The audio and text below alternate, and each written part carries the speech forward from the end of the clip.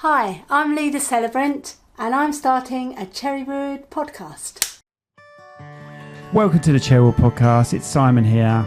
It's Rachel here. Please like, share and subscribe. Hello everyone, Rachel and Simon here, along with Leigh George. I would say a friend of mine, but she's more of a stalker than anything.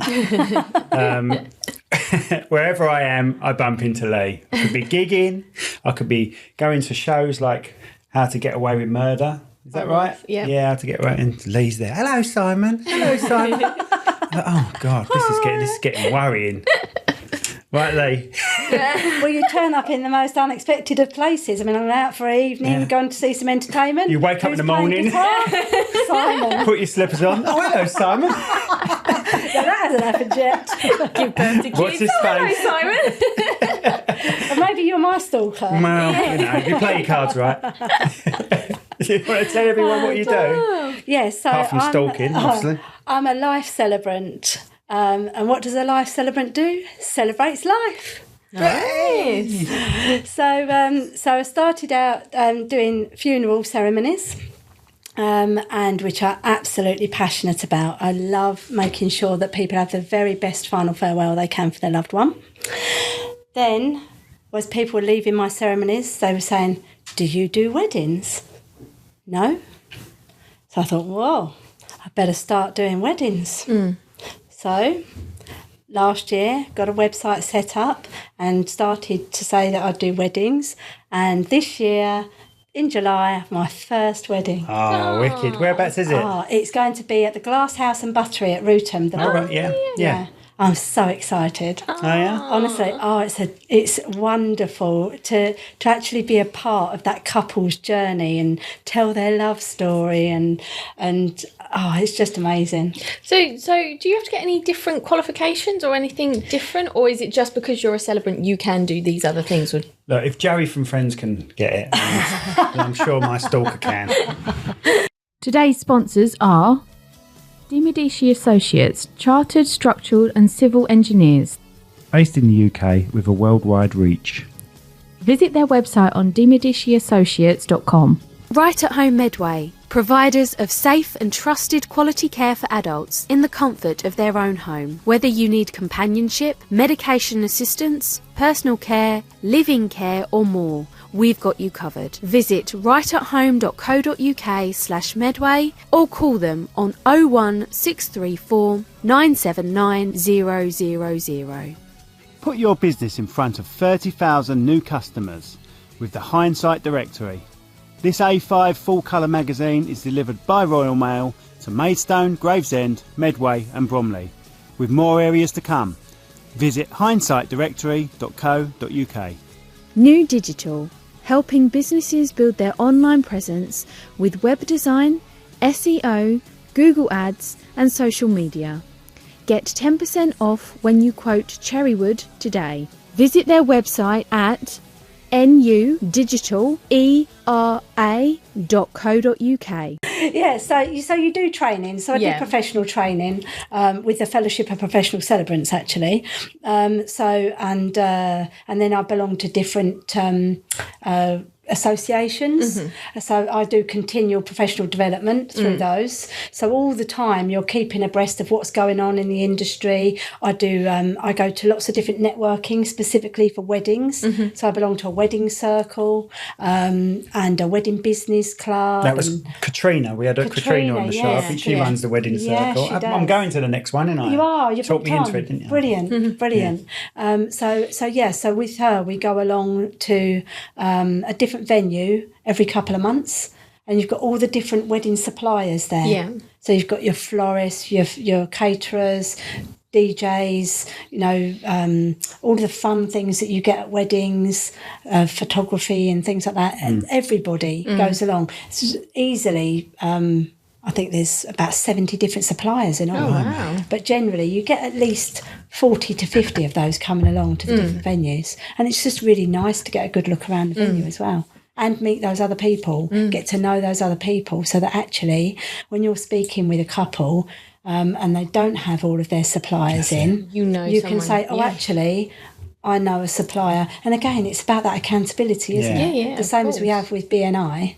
It's being accountable. Yeah. That obviously you're going to be providing exactly the top and best level of service you possibly can, because that's what your reputation thrives on. And if you're recommending someone, you don't want them to do a crappy job on your recommendation, right? Definitely. Yeah, absolutely. So it's really good to be a part of those different groups for quite a few different reasons, really. Yeah, definitely. So how long have you been a celebrant for? So I'm in 2021, I did my qualification. Oh, right. So we're going in three years coming up for. Right, so you did that straight out of school? Oh, yes.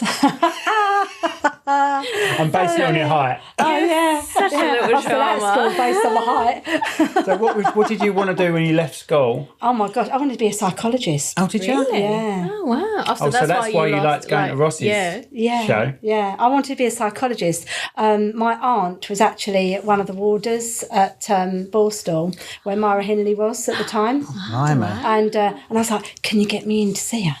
I want to talk to her. I want to find out why she did what she did. And yeah, my mum was probably going, oh my gosh, my daughter's a psycho. Yeah. No, just check that door's unlocked for me, Rach, will you? She might actually be a stalker. I was just intrigued as to what, and that's why I find Ross's show so good, is because I was just intrigued as to what makes somebody actually step over the parapet and do something to actually kill someone or harm someone. There's joking, and then there's threatening, and then there's actually actually doing it. I mean, that's just crazy, isn't well, it's it? the same with suicide, isn't it, in a way? Yeah. It's the same with suicide. You know, there's been times when you think, oh, God, I've just had enough. But crossing that line and actually doing something. Yeah, I mean, suicide's a totally different ballgame, isn't it? There's so many things that can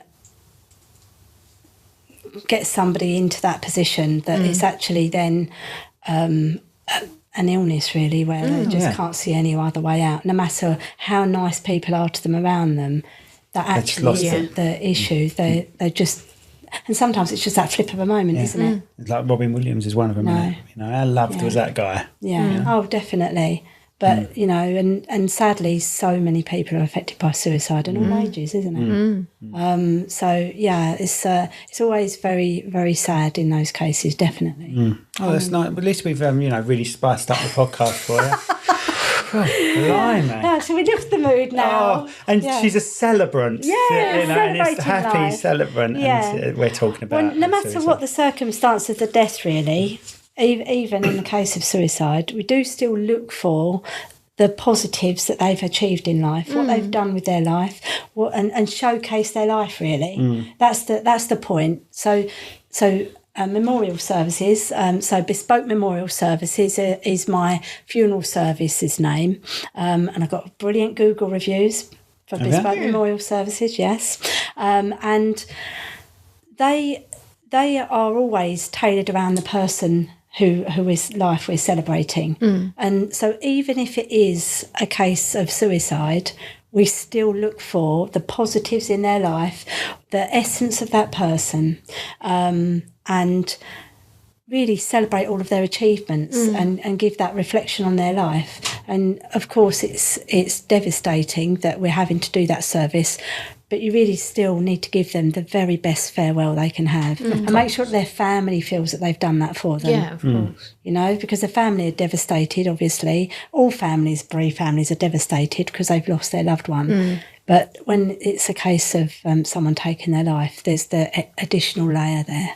Because so you weren't actually doing this in COVID, were you? So what did you do before this then, and what made your mindset change and say, right, okay, I'm going to go into celebrancy? Celebrancy, yeah. She was a serial killer. I'm going to go I worked for a charity for 15 years. I worked for a leading national charity called Allergy UK. And I was their income generation, and business development there. I headed up the income team, and I absolutely loved it. Absolutely loved working at Allergy UK. Sadly, the pandemic saw quite a lot of dynamics within the organisation change, everything, and it was time for me to move on, basically. Which I was sad about because I was so passionate about working there. And out of that, I did actually develop an allergen awareness training, which is available online. Oh, right. Okay. Allergenawareness.com. .co.uk, should I say? Wow. Allergenawareness.training.co.uk. Well, if you want them to go to the right place, say .co.uk. Allergenawareness.training.co.uk, and that is a training which I developed with local authorities whilst I was working at Allergy UK. Originally, the training was 3 hours long. And people working in catering were just saying, look, we can't give up half a day to do this training. So working with an amazing filmmaker who is... Not Simon. No. No, amazing, she said. Who is... recognised in other countries as well. He's an internationally awarded... Steve Spielberg? No. Oh, that would be amazing, wouldn't it? Dun, dun, dun. So Max, I'm going to forget the name of his business now, but he was really, really helpful in doing a filmed version of the training. Right. So it's actually easier to learn. Yes. We then have, there's 7 modules to the training. We then have weighted questions to pass the exam, not an exam, a test. Yeah. Just to test that they've actually taken on board everything course. they need to provide a totally safe food service to the best of their ability. There's always a margin of errors, but if people understand the gravity of having to provide a safe food service when it comes down to allergen management, then they're reducing their risks vastly. Yeah. So because I still feel passionate about that, that's why we've now got the film version available. It can be done module by module, 15 minutes at a time. It can be done in 1 week, 7 modules. If people haven't got the time to sit and do it all at once. If they did sit and do it all at once, then it can be completed in an hour to an hour and a half. Right. And it's CPD certified. Oh, right, okay. So what got you into that as such? Do you have allergies or do you have... No, that was quite bizarre. So you say about killing people. I went from working in an industry that kills people to working for an industry that helps people. Right, so where was you before then? I was working for Gallagher Tobacco. Oh. I used to go around as a checking on all the stores and any stand that sold tobacco to make sure that they were compliant, that they weren't doing anything illegal, to make sure they had all the correct cigarettes stocked, to make sure that they were selling to the best of their ability. Yeah. And then by chance, again, a change of management, a conflict of personalities. And I was taking my daughter for an interview at Kings Hill employment agency. And whilst I was waiting for her, they said, can we do anything for you? And I said, oh, no, I've got a job, thank you. And she said, and I said, well, okay. So she said, right, give me your details. And then that afternoon she phoned me up and she said, would you be available to go for an interview today? I went, today? She said, well, you're off work, aren't you? And I said, yeah. And she said, I've got you an interview at 4:00 if you want it. I said, wow. Blimey. So I went for this interview at Allergy UK and I got it. Wow. So you weren't even looking and you got a job. That's amazing. Amazing. And so, that was back in 2007. So, So you ever gone back to that agency since, I mean? No. And that was it? That's weird, Wow. Yeah, so I stayed at Allergy UK right up until 2021. And then... I loved it. And then decided that you wanted a complete change. And what was your first leaving school job? Gosh, McDonald's, I think. No, that's while I was still at school, I think. Gosh.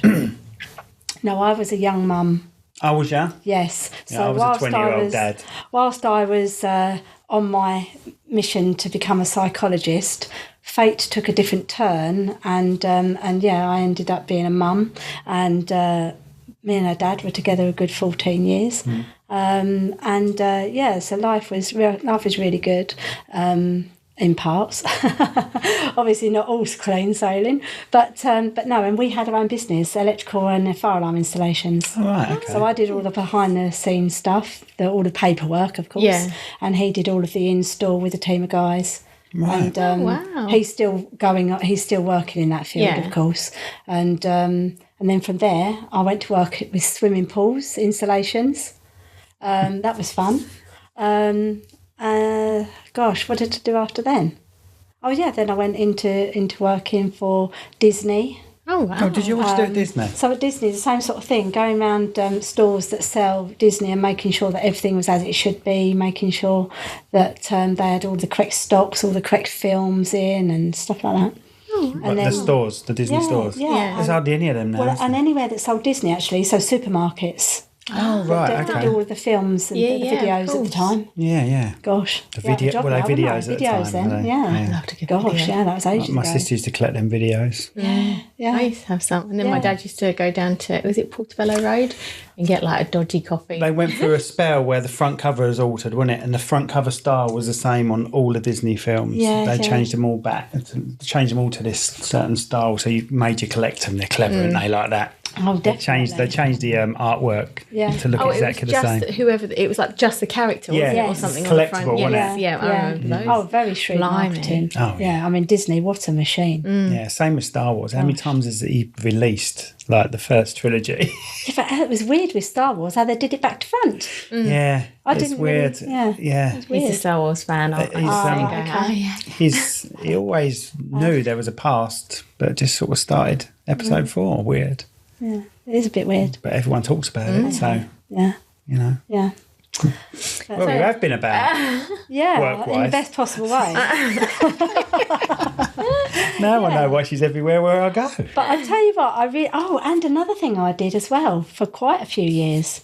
I used to present karaoke disco Oh, did you? Really? I've always wanted to do it. all What- around Medway. Really? What was that yes. called? Yeah, that was Superstar Karaoke. And was that your own little business? Yeah, Wicked. yeah, loved it. my God. Absolutely loved it.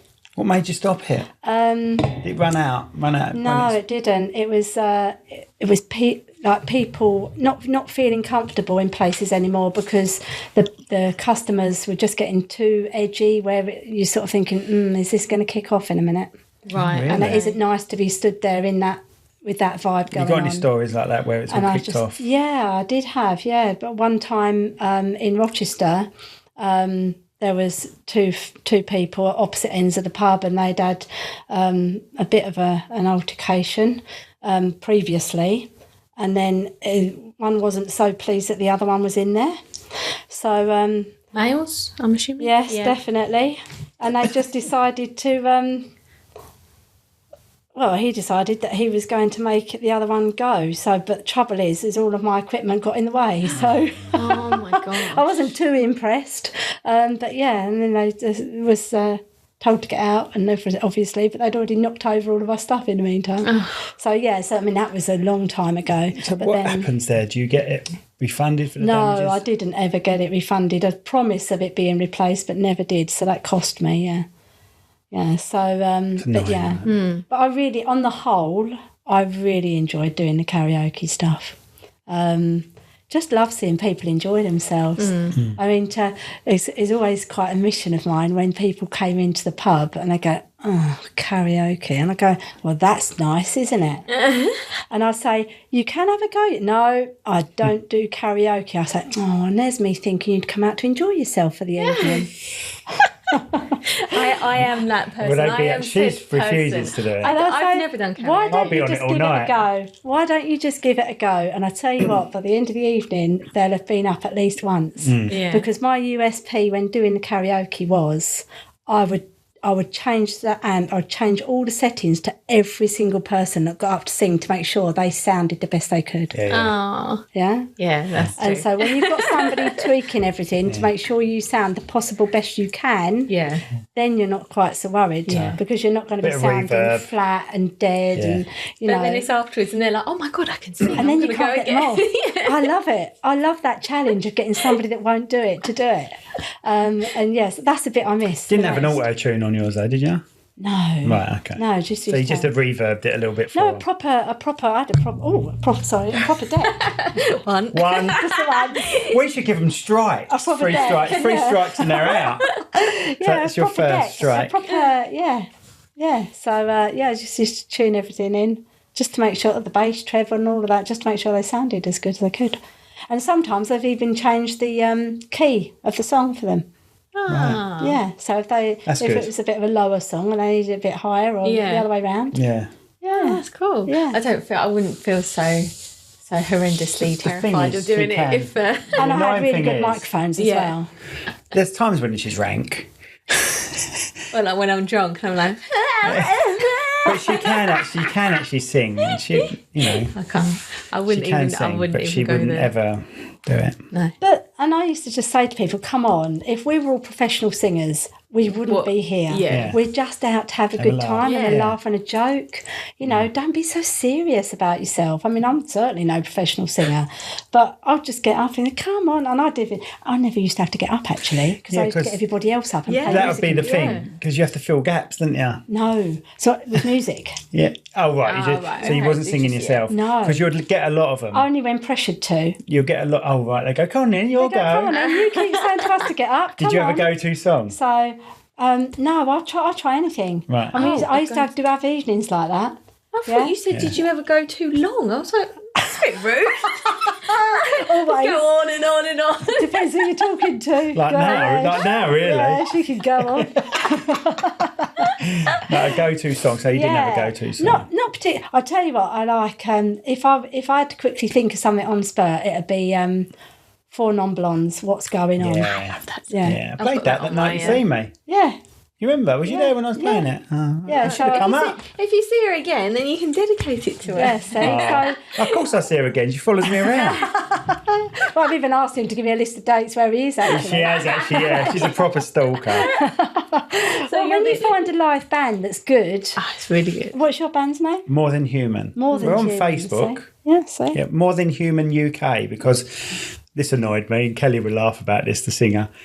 She was contacted from America by a band who had been signed, and they were called More Than Human, and they asked her if they could have the Facebook name. Did they? And and she went, yeah, you can have it. And then she told us, I'm going to swear, is that all right? For me to swear on your My podcast? tender ears. And I went, tell him bollocks. So we're now called More Than Human UK. Yeah. Very good band, I must say. Oh, bless you, thank and you. we do love live music. And we hadn't played together for 6 months. Oh, there you go. Well, 6 months. Properly hadn't played in vain. We did it my 50th Birthday, yeah. last August. Yeah, I hadn't played in vain for 4 years. really good. Really Good. good. Thoroughly enjoyed it. Yeah, I do like a good band. Because you Yeah. played at our wedding, didn't you? I did. Played at my own Oh, wedding. wow. There you go, see. Yeah, she didn't marry someone else. I had my first dance on my own. No, she didn't. Talking rubbish, she is. Oh, dear. That was a different band, though. Oh, yeah, no, Yeah, it's a that different was band, and Chris and Dan did the first one, didn't they? Yeah. Bless them. So, right, let's go back to your I can't even say this word. Celebrant. Celebrancy. Celebrancy. Say again. Celebrancy. Shut up. Your Like having a jaw. little toddler, isn't it? That is it. It's like having a toddler out, isn't it? Well, I sometimes get asked if I'm celibate. I go, absolutely not. That's why I've got to be really careful how I say it. Celibacy. Don't wish that on me. So your first ever time being a celebrant, I'm assuming that was at a funeral, was it? It was, yeah. How did you find that then? Bit nerve-wracking, Yeah. quite apprehensive. When I was working with Allergy UK, I used to do a lot of presenting. So I was sort of confident in my ability to present. I'm also quite an emotional person. Yeah. So when I told most of my friends that I was going to be a celebrant and doing funerals, they went, you cry at the drop of a hat. Yeah. Well, how are you going to manage that? I I'm said, a nightmare. I'll have my professional head on. So yes, the first one was, I was probably a little bit daunted as to whether I was going to hold it together okay. But all I do is I give myself a mantra before every service, even now, 3 years in, it's, you're doing this for this family. It's their emotions, their grief, not yours. Yeah. So yes, you can be empathetic, but it's not for you to break down and cry and be emotional because it's not your family. Yeah. To have that in you as well, that's got to take some courage as well, because, you know, I've been to funerals where it's friends of yours and I've just come along to support you, and I'm the one that's going, oh my God, and crying my eyes out. So I don't know if I'd be able to just almost put a block on that and say, but obviously It in is your challenging. role you have to. It is challenging when you see a family directly in front of you in bits. it's really challenging. But like I say, you just have to remind yourself and focus on the service. Yeah. And try not to look too long, like look just over their head sort of thing. Yeah. So you're still looking at everybody, but not focusing. Have you ever broke down at one? I have, yeah. I have. I've done a couple of services for people I know, and that's really challenging. And Do you know what? I went to. Did you know Dan? Then, aren't you? Yeah. Did you know Dan from Urban Rollers? No. Oh, right. He was a B&I member, but he left a while back. And he passed away recently, all of a sudden, bless him. And we had his funeral yesterday. Oh, okay. And I thought my nephew was there. Possibly. Celebrant, this was the sitting bull. And the Celebrant was lovely, fine. But she had a bit of a croak in her voice. And I don't see an issue with it, the Celebrant. Even if the Celebrant doesn't know, it just shows a bit of empathy, doesn't it? If it's really, because it can just take your throat. Yeah. I go all the time, don't I? Put my hand I'm a nightmare. up, just like that, and breathe, reset, and then carry on. Especially with children as well, that must be. Have you ever had to do children? Yeah, so sometimes we do baby services and children's services. I don't know how you do it. It can be very challenging. Yeah. And obviously, you've got the family there, and I don't think I'll be able to do that. No. It'd break me. But they need to have that, still have to have that, Of course that they do. best send Yeah. off I that you understand. It's can amazing give. what you And do. it's a closure for the family almost, isn't it? Yeah. It's just sort of their last time to say, right, okay, this is our goodbye to them, really. Yeah, definitely. And speaking of closure, that segues quite nicely onto something I'd like to mention is during the pandemic, people had to have non-attended services. Yeah. Yeah. Now, it seems to have snowballed into becoming, it's cheaper. So now you can have just a non-attended service. So you see them advertised on the television. Yeah. Right. To direct cremations. Yeah. Yeah. So this is like where they this. basically just send it, don't they? Yeah. Just get it dealt with without even having a... They literally pick the body up, cremate it, and then send you the remains afterwards. Is that? I think that can be arranged, but the key point here is that there are a couple of issues. So with the direct cremations that are advertised on the television, your loved one may be picked up and taken and stored in a warehouse somewhere else around the country where there's room. They may be stored there indefinitely until there's time to cremate them. Yeah. You won't be going to see your loved one. They won't be taken care of like they would be by a local funeral director. So whilst I understand that some people financially think that it's better for them to go down that route, I would urge people to use their local funeral director, because you can still have an unattended service. However, you can also still go and see your loved one at the funeral director's. You just won't be going to the crematorium to the service. Yeah. You then know that your loved one has been taken the very best care of, looked after as they should be, with respect, until they're cremated by that funeral director's. So if people need to have a direct cremation because of affordability, I would urge them to really go to their local funeral director, not to use the mass-marketed thing on the television, because it's so impersonal. And the other side of it is, if people are going to have a direct cremation, I would also urge them to have that celebration of life still. So whether it's at a social club, at a hotel, at a decent venue that they go to, that they frequented with their loved ones for other celebrations, it's really important to have that celebration of life so that you've got that closure. Because I believe that all of these direct cremations that have happened where people haven't had closure, later on in time, there's an issue mentally because they never got to say goodbye. Absolutely. They never got to celebrate all that person was. And even if that person is, no matter how long that person's life has been, it still needs to be celebrated and acknowledged. because that person was important and what they achieved in their life was important. And yeah, it's really quite worrying that people are not having the celebration of life if they've had a direct cremation. I've done some lovely services. Yeah. So one family, I'd spoken with them initially, people that I knew from the local pub actually, and I'd said, I'm very sorry to hear of your dad, passing. If you do need any assistance, I'd be happy to help.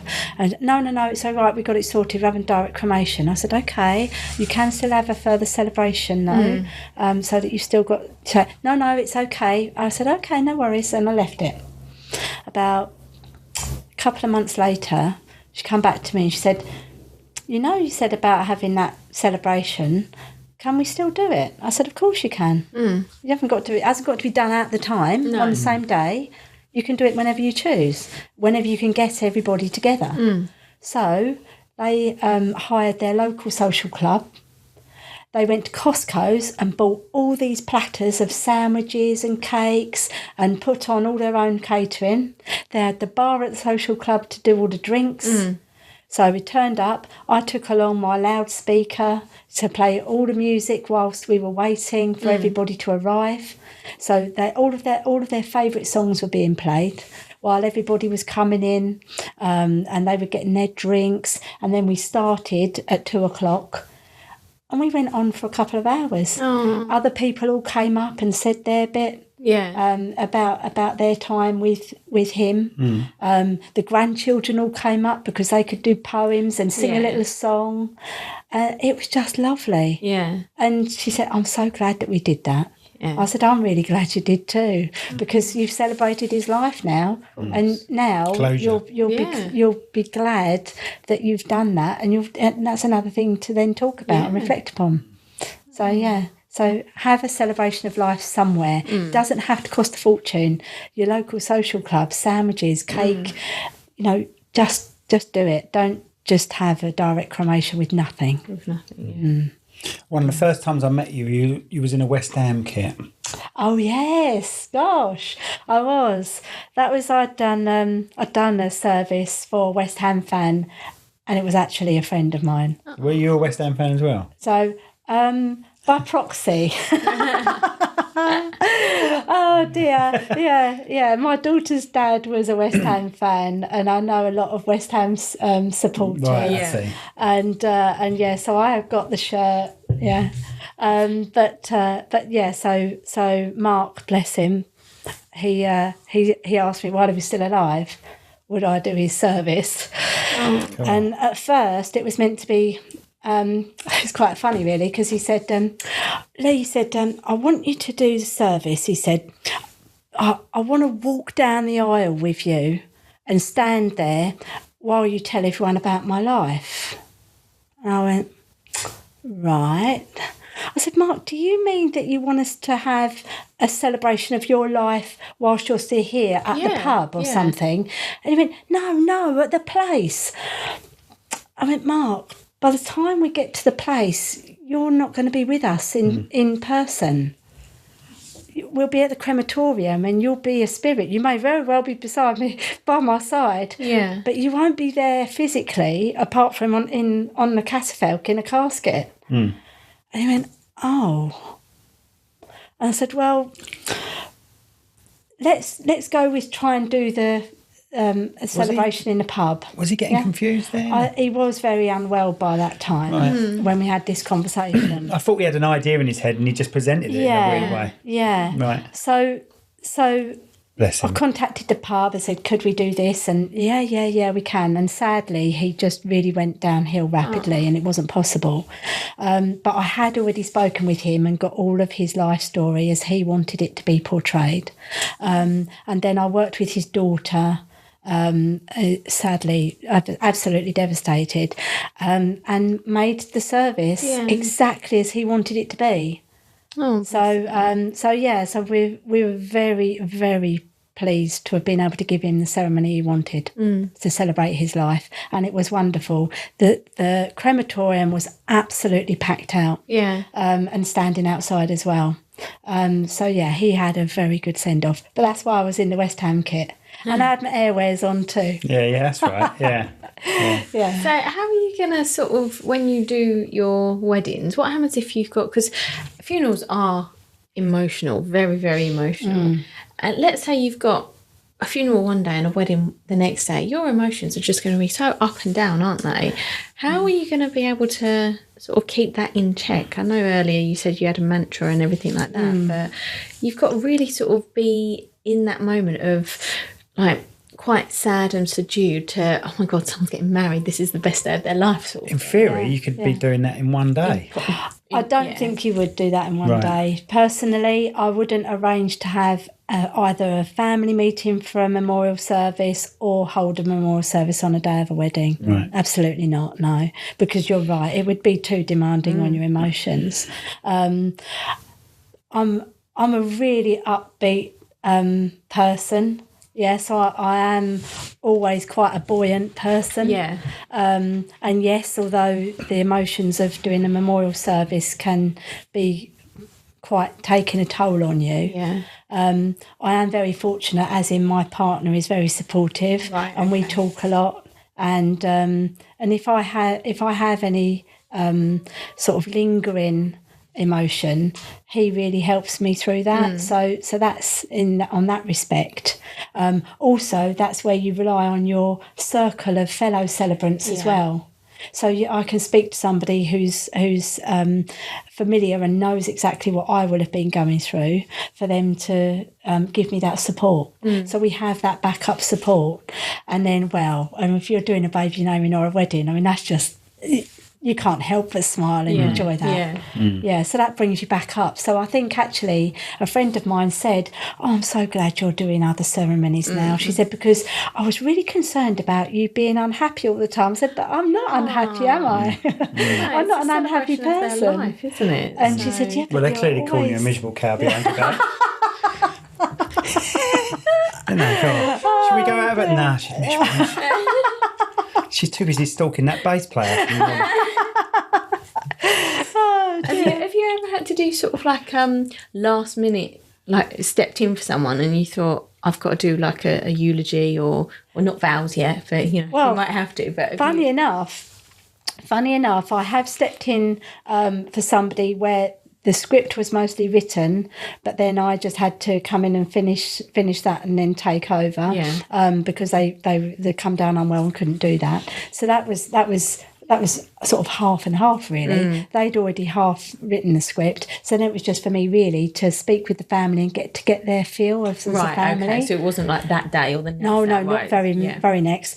And then this week, I had a case where a couple of weeks ago, funeral directors that I worked with phoned me up and said, Leigh, I have a family that are having a direct cremation, but they would like to have a celebration of life. So I've given them your details, and they've said if you would just email them and then they'll come back to you. So I said, yeah, perfect. Thank you very much for referring me. And so I emailed straight away, and I thought, well, I won't telephone because they've said, just to email. Yeah. So I didn't telephone.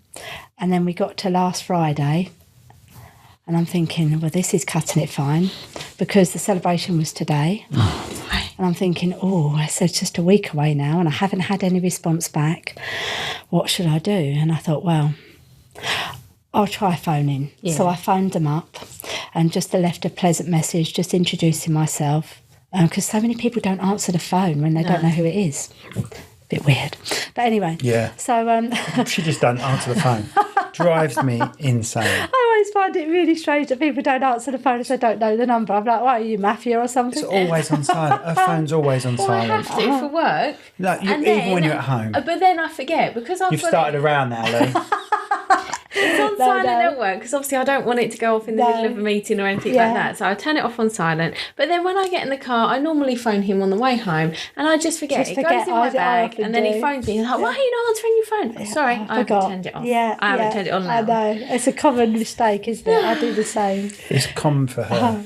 Sorry, where were you, my love? Oh, yeah, no. So I phoned them last week, left this message over the weekend. Monday come, still nothing.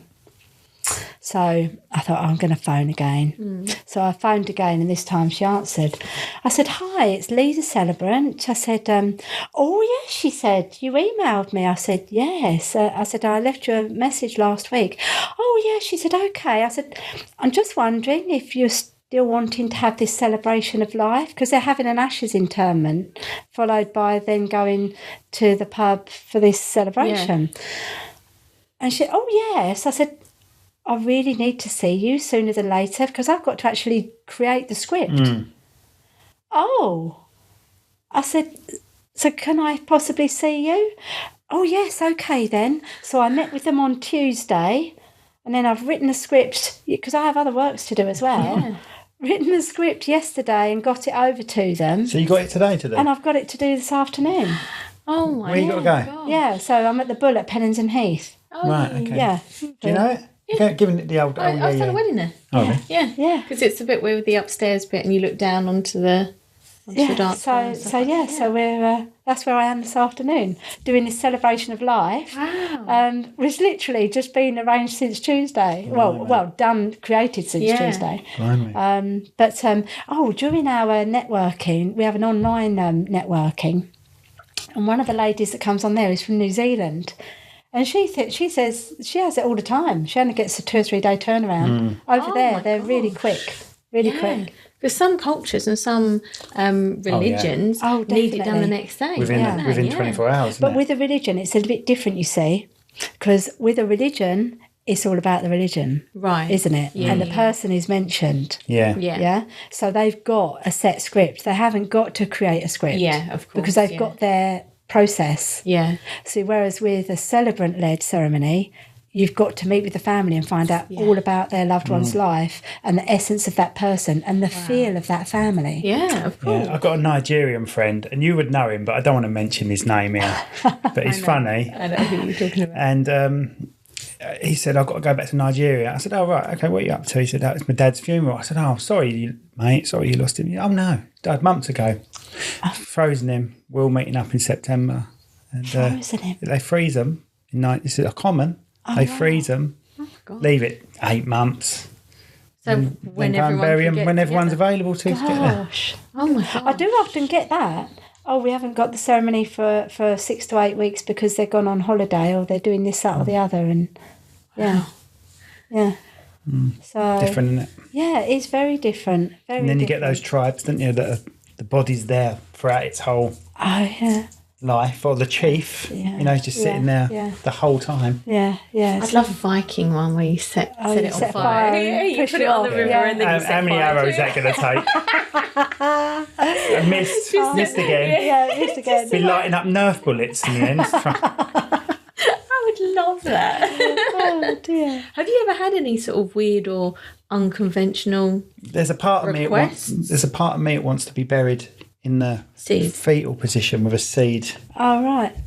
And then a tree comes out and it's being fed by me. Well, I tell you, then that's a natural burial, Simon, isn't it? So we've got a couple of natural. Did you say natural or actual? Natural burial. That's an actual burial. I thought all of them were actual burial. A natural burial. Yeah, I would love something like that. So with a natural burial, they are a much shallower grave, and you're either wrapped in swaddling clothes. That's it. Yeah. Strike 2. Swaddling clothes. I reckon it's your fault. If you get if we strike you out, I'm going to start doing this. You've come up with a new thing. We have stickers on there. Strike 1, strike 2. When you get to strike 3, you've got to tell us a story you didn't want to tell us. Oh, okay. Yeah, your most embarrassing moment. Yeah. We'll do that. Well, so in locally in Medway and Kent, we have some natural burial grounds, really beautiful. And what happens there is it's a shallower grave than usual, and obviously the casket has to be of natural materials, and it's meadowland. Okay. Yeah. So it's an usually unmarked grave. You get the GPS locator for future reference if you wanted to go back. Yeah. But it actually then all grows over into a beautiful meadow of flowers. I want people to know it's me there. You can't lose this. His tree, if he had to have like a tree or something, his tree would grow up and be like that. Yeah, I've seen them where you literally maybe put you'd them. have to ask if you can plant your own tree on your spot. You're putting them in a bowl, Yeah. in a grow bag with a seed. Ah, okay. Maybe you should come up with a new idea there then. That's Simon. been done. Oh, is it? Yeah. Oh, okay. I've not heard of that. Yeah. I've seen it on the internet, so it's definitely true. I'll just say, yeah, I'll do that, babe, and just chuck them in the garden. Yeah, that's the thing. That's the thing, and you just don't know, do you? It's not going to... I say to her, I want to be buried. She wants to be cremated. I want to be buried for some reason. I don't know why. Yeah. And, but, you know, I could go and she'd go, just cremate him, it'd be all right. I wouldn't know, would I? Throw them in the skip. Well, Unless I put it in my believe in will. the spirit world. Yeah. So speaking of maybe my journey in my subconscious journey into celebrancy happened when my mum passed. I love the way you've sort of got rid of our bullshit and gone on to something more serious. So well done. No, that's well. Just You've to done segue very. into that, you making me think of it.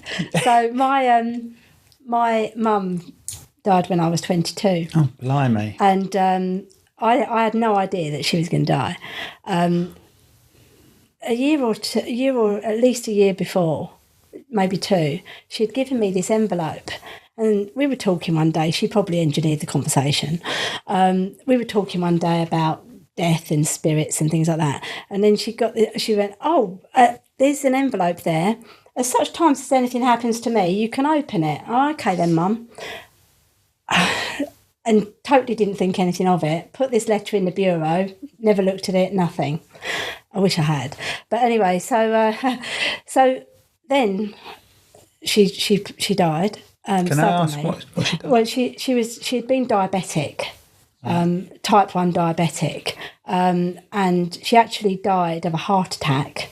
She had ischemic heart disease, and apparently what can happen with that level of diabetes is that the insulin just doesn't counteract the blood sugars anymore. Yeah. So you've got all of these sugars and that racing around your system, and you have a heart attack.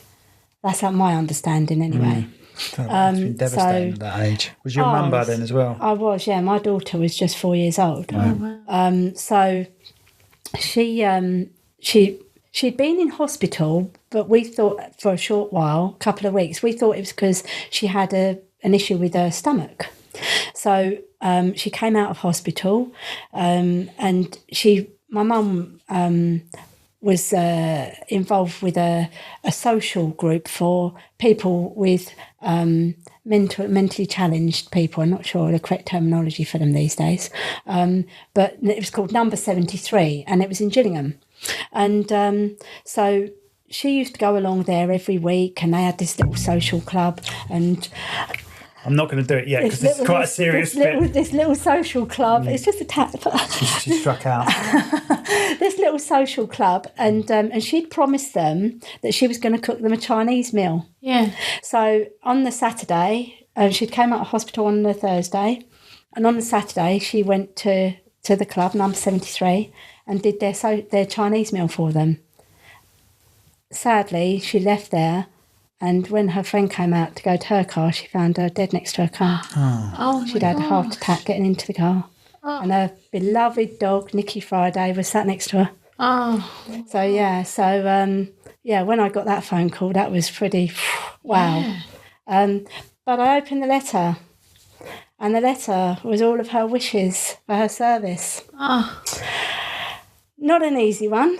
She wanted a steel band playing in the front garden when she pulled up in the hearse. Oh. Yeah, steel drum band. She had all of the music that she wanted. So, and she wanted, my favourite colour is bright red.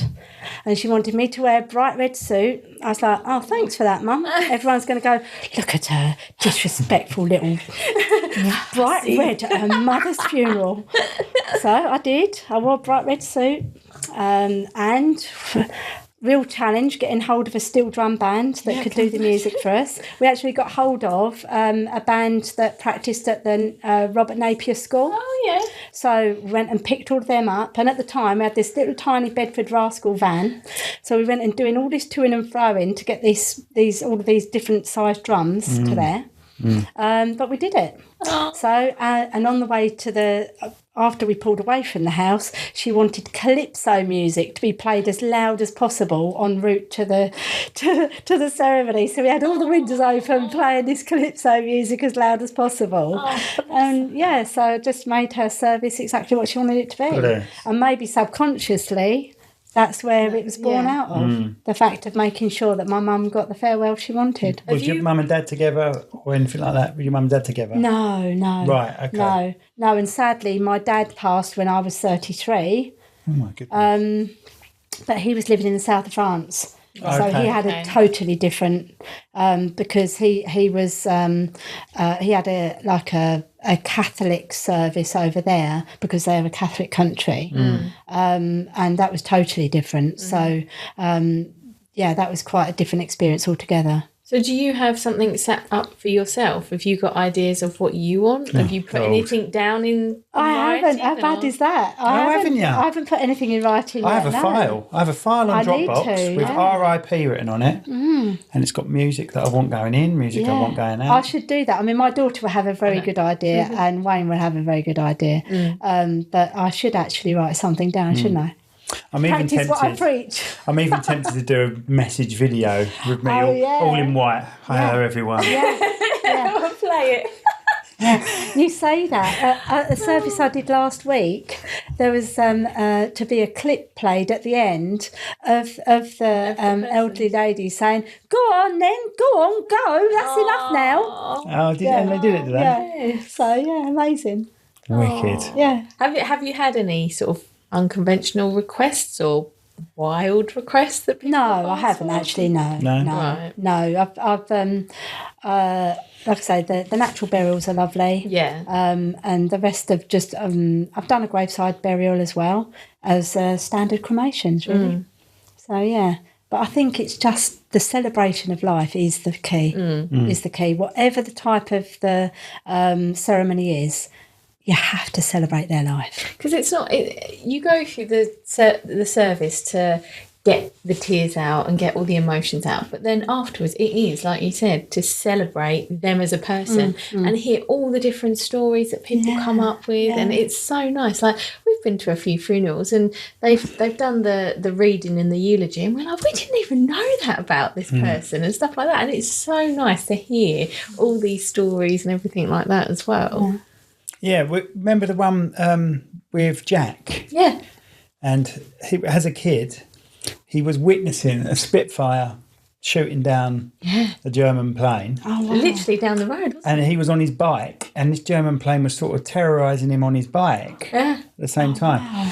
This plane shot it down and then tipped its wing to check on him Yeah. as he went. And went off. Wow. It's amazing. Some of the Wow, I stories hear you some amazing stories. Yeah, I can I do hear some amazing stories. Is there anyone that you sort of remember and think, oh my God, that service really stands out for me for certain reasons? Or Gosh.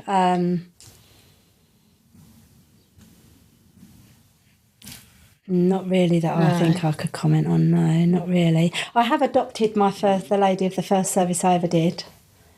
I have an elderly lady friend, Pam Love, I call her, because after everything she says love.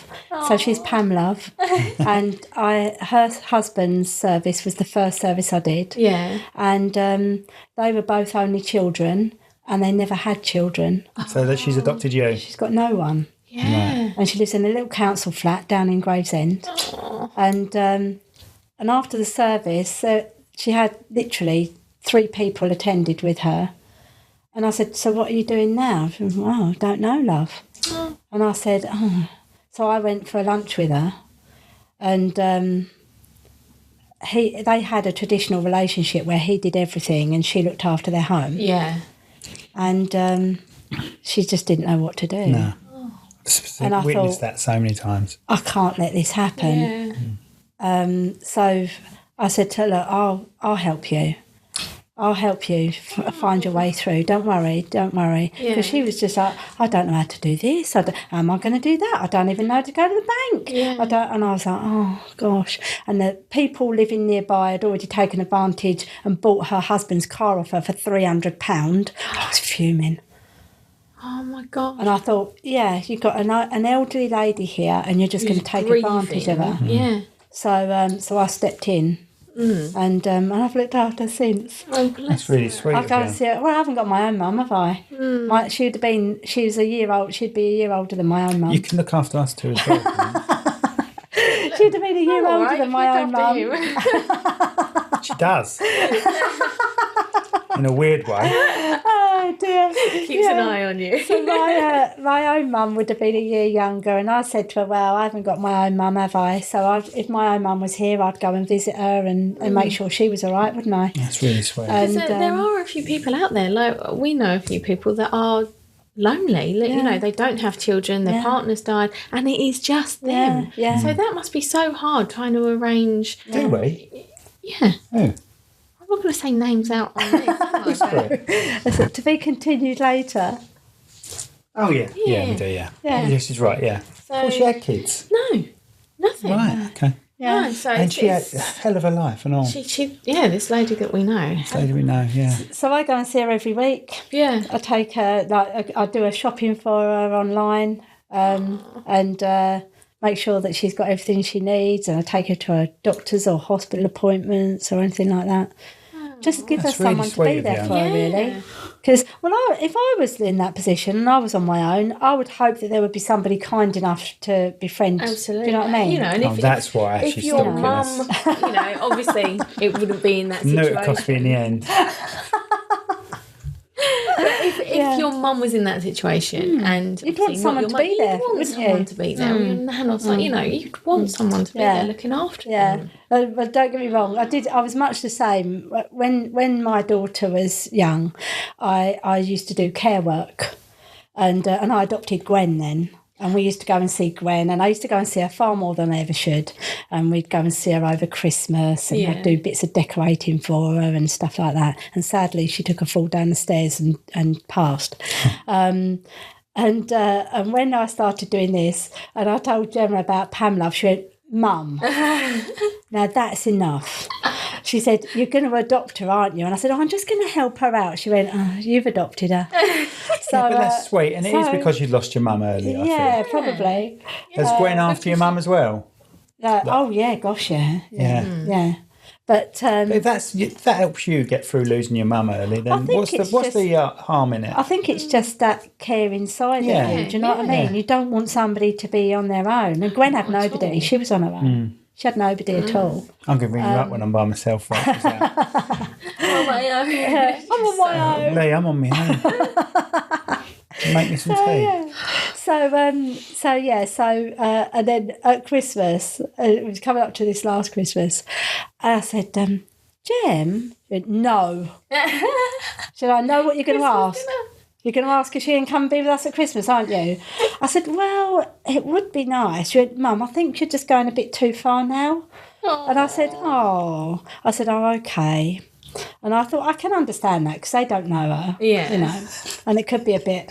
So anyway, I went to see her. I always see her Christmas Eve anyway. I always make sure I see her Christmas Eve. And I did ask Pam Love anyway. Sorry, Gemma. I did ask Pam Love. I said, "Pam, would you like to come and be with us Christmas Day?" She said, "Oh, no, love. No, I'm fine. I'm all right. I've got my television." Aww. And so I said, "Okay then." So, yeah. So is she still alive now? Sorry? Pam's still alive? Oh, yeah, I see her yesterday. Yeah, I see her every week. I try and keep it consistent because, you know, older people like consistency. Yeah. But sometimes work just doesn't permit that. But I always let her know. I always tell her, you know, the week before when I'm going to see her the following week. Yeah. That's really sweet. Yeah. Yeah. Oh, and that's really bless her. sweet. Yeah. Right, let's move on to weddings. You're on strike, so... Oh, actually, no. Thank you for reminding me, Rachel. Strike 3. Story. An embarrassing story. Yeah, I reckon you got a lot. Right. Last week or the week before, I was dashing around and I'd just had a phone call before I was leaving to go to the crematorium. And I've got a certain routine that I do every time. And I always wear flat shoes in the car.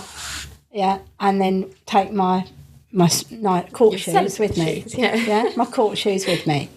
So of course I'd done something, and the phone had rung and cut down my lead time. I always leave an hour before, so you can't be late for a service. So I always get to the crematorium really early. But anyway, so I'd had this phone call come in and it had put me back only 5 or 10 minutes on my timing. And although I'm still really early, it's, so of course I've gone to the shoe rack, which is in the understairs cupboard, reached in, grabbed my shoes, put them in the bag, dashed out the door. Yeah, so then I've got out of the crematorium, put my shoes on, and I've gone, oh my gosh, I've got 2 odd shoes. What am I going to do? So I had to wear my leopard print shoes. I've gone to pick the kids up with a blue trainer and a black trainer. Oh my gosh! So I apologised to the funeral director. I said, "I'm really sorry to have leopard shoes on," and he went, "Oh, don't worry about that." Yeah, no one's going to notice. Yeah, well, no, but I was just like 3 inches shorter then. They're just going to think you work at the old the Rovers.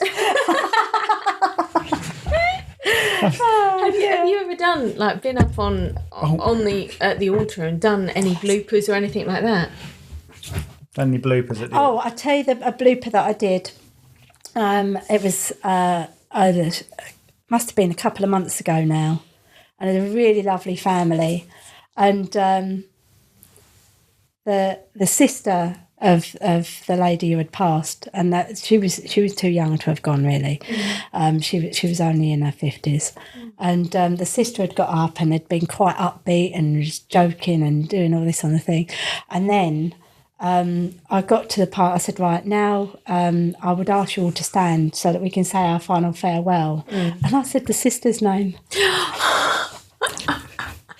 And she looked round at me. She went, I ain't going anywhere yet. And I said, oh my gosh, I am so sorry. Were people laughing? And they absolutely erupted in laughter. And it was because I just said thank you to her and said her name. Yeah. And then it was in your head. Yeah. Oh, no. That's the blooper. Oh, they thought it was absolutely hilarious. They said she'd have loved that. Yeah. She'd have loved that. Because some people, when you go around to visit them, some people purposely tell you the wrong names of siblings, don't they? Oh, I hope not. Oh, some of them do. Some of them do, yeah. I hope not. What did you say? Well, especially if that sibling isn't there to talk to the celebrant. Yeah. I've had it. I've heard Ricky Gervais talk about that. They did it to their brother, who's called Gary, and they said Barry. Oh, okay. And a manager that I know from Kimberly Clark, he told me literally the same story the other day where I did it to his brother. Oh. Yeah. Right, so once I've been and seen a family and I've taken pages and pages of notes of everything they've said, I then create the script.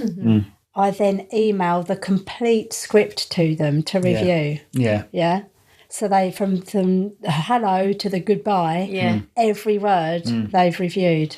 So there are no, oh my gosh, what's she going to come out with? What's she going to say? Because they've already got enough stress as it is, and I don't want them to have that apprehension.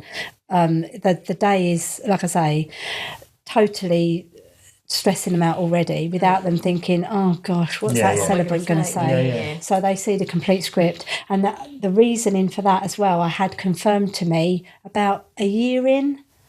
I've always shared the complete script, and one time I went to see a lady. It was her mum that had passed, and I'd been round and seen her, and she'd told me how she'd been to see her mum every day on her way home from work, and all of this, and I'd written all these notes and told me all about her childhood years and everything, and how she'd moved her mum to a care home to be near her. And so anyway, in my opening words, I'd given this lovey sort of opening welcome.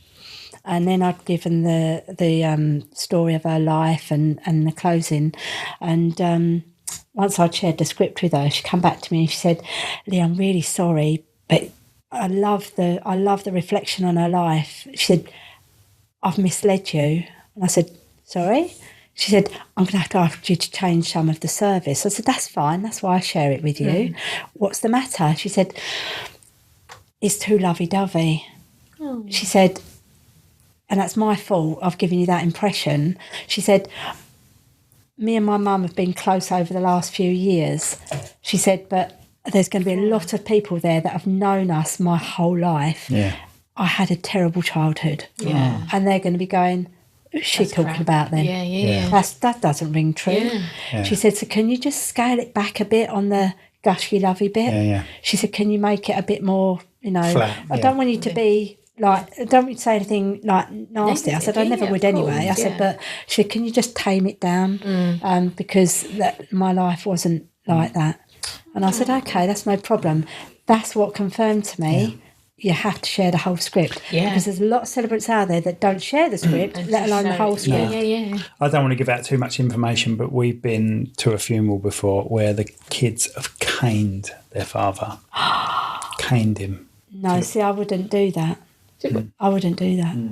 Oh, so we went to one, did we? You have to remind me of that. I wouldn't do that. He said there's something about, in his later years, he started helping children at children's party and charity, which is yes, I do know. which is a surprise because he never spent any time with us. All that.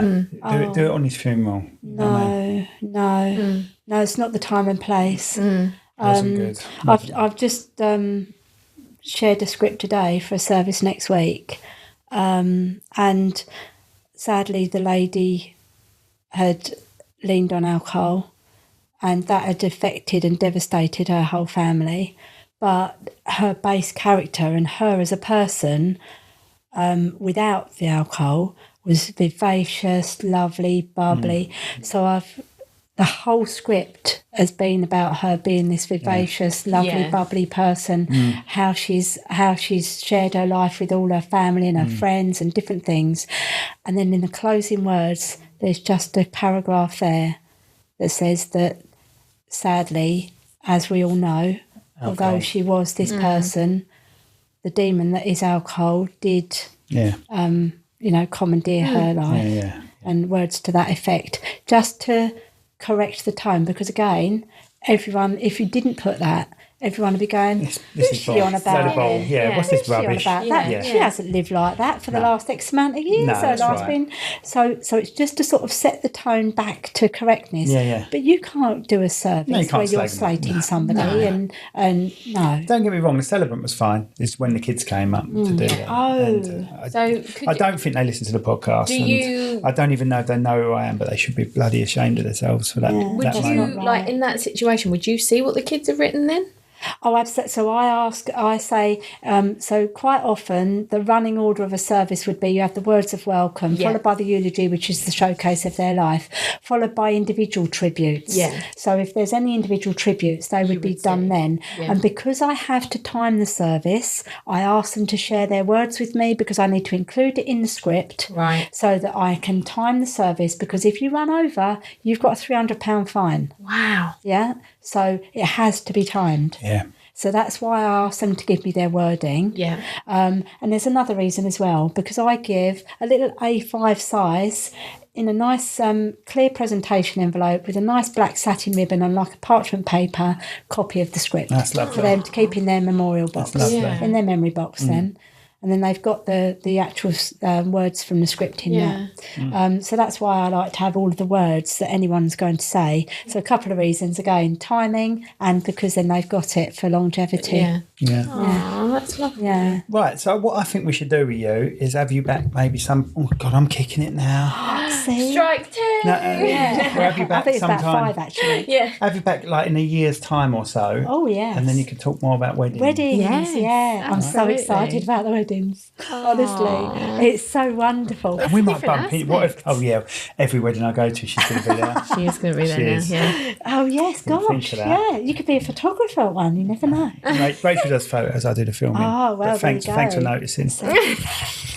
Right, we've got this thing now. You can pick 3 of these, and they're random questions. They're really random. Be afraid. Yeah, you should be. Oh, dear. It isn't what's your embarrassing moment in there, is it? Because you already said that. 1, yeah, all right. I'll hold it for you. 2. Oh, is it me asking you the question? No. Someone's had that one. Look at that one. Look how... Do you want me to read it out to you? Go on then. What's the weirdest food you've ever eaten? Did you like it? Gosh. Sorry. I'd say the food I was being most apprehensive of eating was oysters. And I was at a business meeting with people in Paris. When I was with Allergy UK, I was working with the French allergy connection there. And they took us out for lunch. And of course they have oysters. And he said, you know, you're having oysters? And I said, I've never tried oysters. Oh, you must. I said, must I? No. Yes. And I'm thinking, I'm in front of all these business people and I'm going to try these oysters for the first time. So I thought, just do it. So I did. And I thought, actually, they're quite nice. So I've eaten oysters ever since. Oh, I hate oysters. Simon's oyster story was we went down to Ashford on a champagne tasting evening with my parents. They gave you oysters and everything like that. Simon took the oysters and was fine, didn't throw up then. Had more champagne on a pretty much oyster-based stomach, then went outside and threw up outside. Oh no, you threw up in the toilet, sorry. You threw up in the toilet. I don't think it was the oysters. I just think I was pissed. Yeah, probably. I was pissed. So you've not had them since? What you was on about was the lady, the very posh lady, sitting like this and then leaning into a flower pot and spewing out. Oh my gosh. My gosh. Yeah. Yeah, no, I just went, I'm just going to go, Lou. Went to the toilet, spewed my guts up and just walked back. And you didn't even know I'd been sick. Yeah, well, you were highly drunk when you came back and you went, we were like, you all right? No, you knew I was pissed because every time the guy was talking about the different champagnes and wines, I was going, oh, yes, that's right. Yeah, And you're going, shut the up, will you? Yeah. Okay. Well, one of the first times that Wayne and I went out as friends, because we were friends, because I said I didn't want a relationship, we went down to Whitstable, which is one of my favourite places to go. There, blimey. And I said to him, should we have oysters? He went, I thought we were just friends. I said, well, we are. I'm only offering you oysters. So it's because it's an aphrodisiac. I see. Yeah. Don't get any ideas. We are just friends. Yeah. I just like Did you that day? So we didn't know. We had oysters. Yeah. That was it. And that's why they're together now. So we were just friends and we had oysters. And he'd never had oysters before. So, yeah. If aliens landed on Earth and invited you to leave, would you go and why? Gosh. Now, that's tempting, isn't it? Yeah, only if I could come back again. That's what I said. Yeah, I would. I'd love the experience. I'd be really intrigued. Especially if they said, we'll take you away for a month. We'll take you away and you'll come back. But Simon's got a gig. It will seem like you've been gone for years, but actually you'll have only been gone for 10 minutes. Yeah, definitely. Yeah. Definitely. Yeah, that's a good one. Oh, God, another UFO. Have you ever had a phenomenal experience or seen... a paranormal... There's not even an H in it. Have you ever had a paranormal experience or seen a UFO? I can't even say the word UFO. UFO. No paranormal experiences. Well, like ghosty type. Right. No, I can't claim to have, I'm afraid. That's fine. I'm going to give you one bonus one. Oh, go on then. What, because she said no There's to a shit that answer, yeah. Have you ever seen a UFO? Yeah. What's a talent you have that nobody knows about? Oh my gosh. I don't know if I've got a talent. Talent that I have that no one would know about. Or is there one you would like to instantly learn? We had, you would know this, these people, we had, totally forgotten the name of the charity. Penny. We had Kenwood Trust. We had Penny Yeah. on. Did you watch her podcast? No, I haven't. She got this question and she went, "I can we standing up?" Wasn't Penny. No. What am I talking? Penny is the trust, Kenwood Trust. Oh, Hetty. Hetty was there. Yeah. We had Hetty and then we had the mum. Oh, okay. Because we see you there as well. We see her at the Kenwood Ball. See, she was stalking us there, wasn't she? Will's mum. We got the best Will's mum. dressed. You did get the best dress. We did. Yes, and your husband, is he your husband? No. Your boyfriend had the kilt. Yeah, he was dressed in a kilt, Yeah. See, she does stalk us.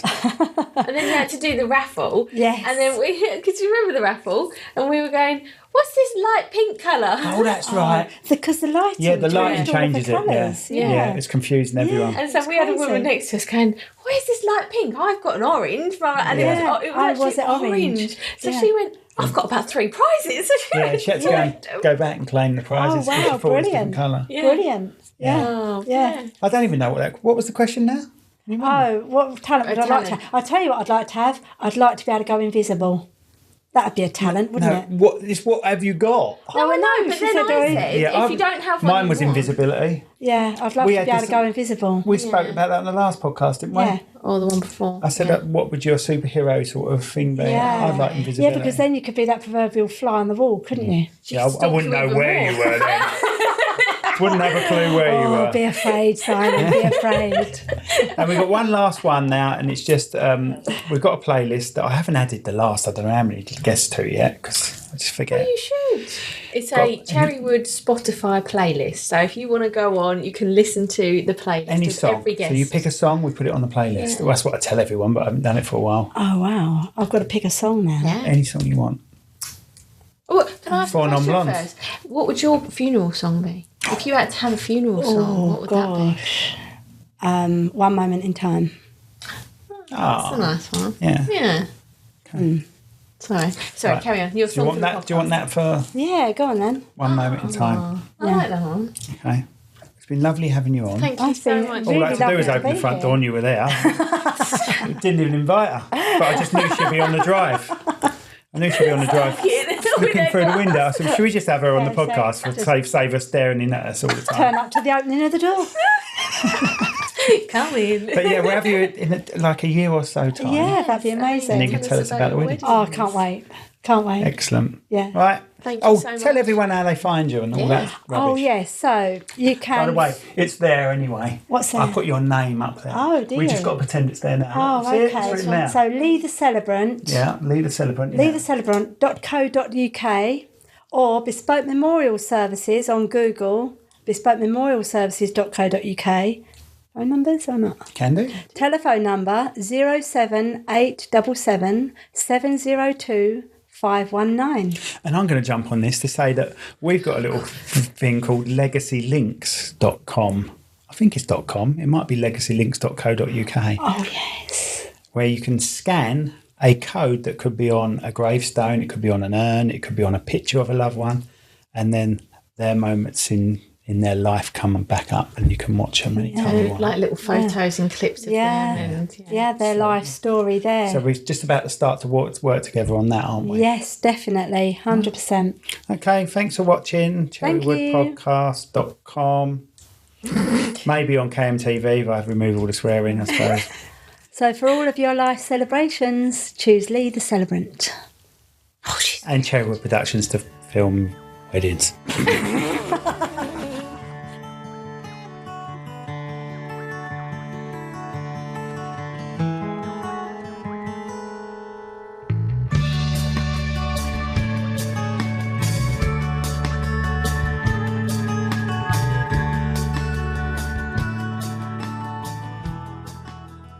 Club Awesome, for autistic children and their families, a place where everyone belongs and fun knows no age limit.